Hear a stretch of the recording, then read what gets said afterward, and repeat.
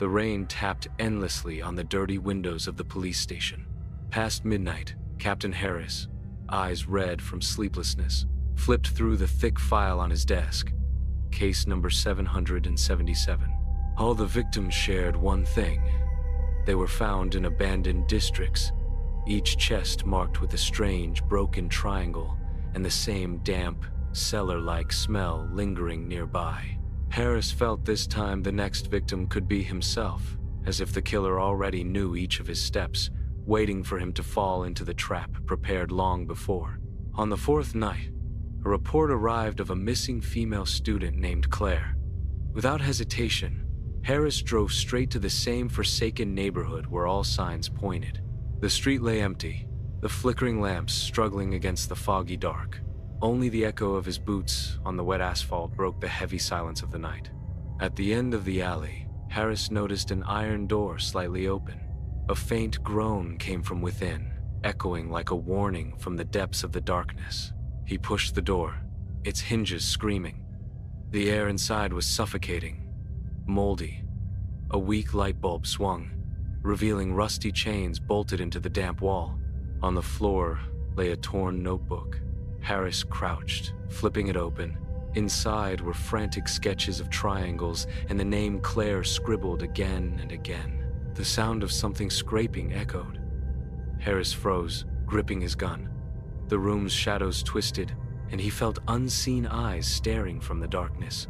He called out, "Claire, if you're here, answer me." Only silence replied, followed by the creak of a stairway leading deeper underground. With every step downward, the air grew colder, heavier. Symbols painted in red spread across the walls, spiraling into a suffocating labyrinth of fear. Harris touched the markings. The paint was still wet. Someone had been there moments ago. His pulse quickened as the echoes of dripping water guided him deeper. A muffled cry pierced the silence. Harris followed, his flashlight trembling. Behind a rotting wooden door, he heard Claire's terrified voice whispering his name. He burst the door open. Claire sat bound to a chair, her eyes wide with terror. On the wall behind her, the broken triangle symbol pulsed in red paint. "Stay quiet," Harris whispered, cutting the ropes. But before Claire could stand, a metallic clang echoed the sound of the iron door slamming shut above. Footsteps approached, heavy and deliberate. Harris raised his weapon, shielding Claire behind him, while the shadows stretched unnaturally across the damp floor. From the darkness, a figure emerged, masked with a burlap sack, holding a blood-stained knife.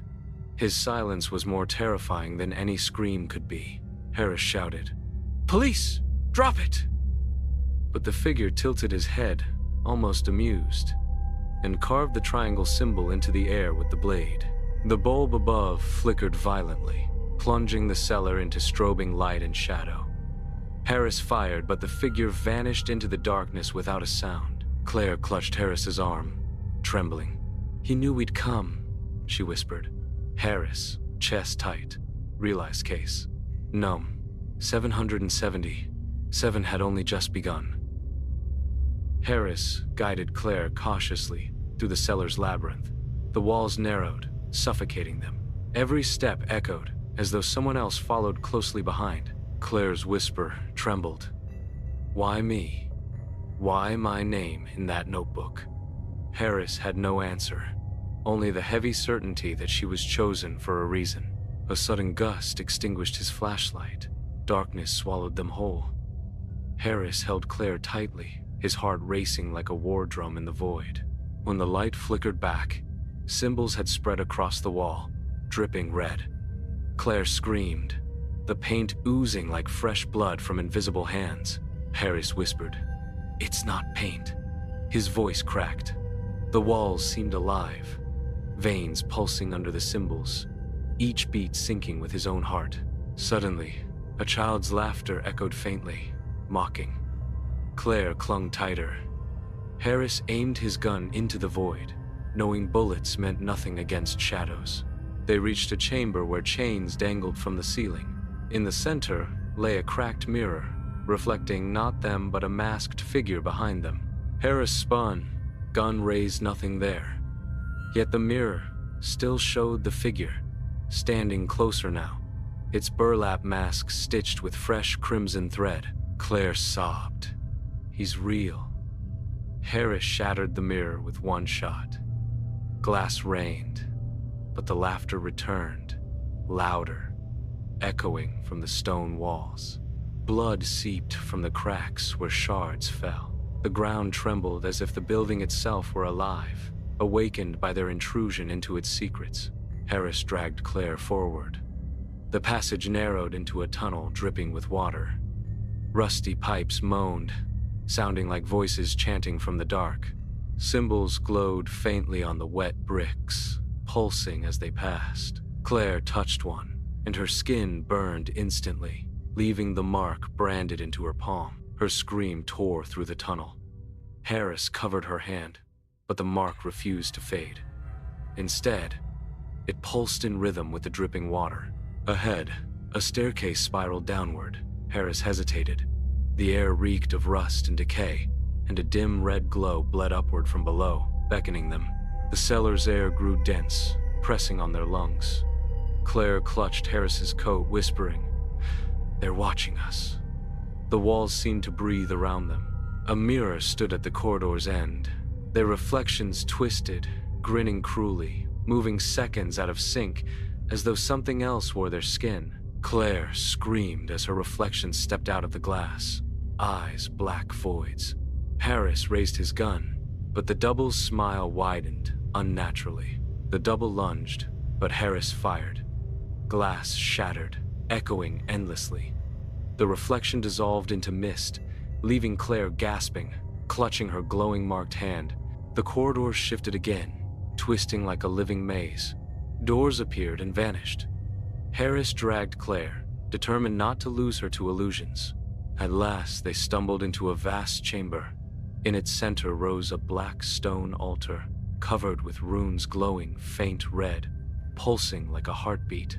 Harris fired into the altar. The gunshot echoed, but the hands did not vanish. Instead, they multiplied, writhing, dripping black liquid onto the floor. The masked figure laughed, voice splitting the chamber. "You cannot stop what has begun." The chains above rattled violently, ready to descend. Claire screamed as one chain shot downward, wrapping her wrist. Harris lunged, pulling, but the force yanked her toward the altar mercilessly. The symbol on Claire's palm glowed brightly, searing. The walls pulsed harder. Harris realized she wasn't just chosen, she was the offering itself. Harris roared and fired again at the figure. The bullet tore through the mask, revealing a hollow void beneath, endless darkness instead of flesh. The void shrieked. The chamber quaked, candles exploding into sparks. The chains recoiled, releasing Claire, as the figure staggered backward into shadows. Harris grabbed Claire and ran. The altar split apart, spraying blood. From the cracks, more voids opened, howling, hungry for souls. They climbed the spiral stairs as the chamber collapsed. The building shook like thunder. The voices wailed in fury, demanding the sacrifice denied. Reaching daylight, Harris dragged Claire outside. The mansion groaned, sinking into the earth, swallowed as though it had never stood at all. In the silence, Claire trembled. The mark on her palm still glowed faintly. Harris realized the nightmare was not destroyed, it had simply chosen to follow,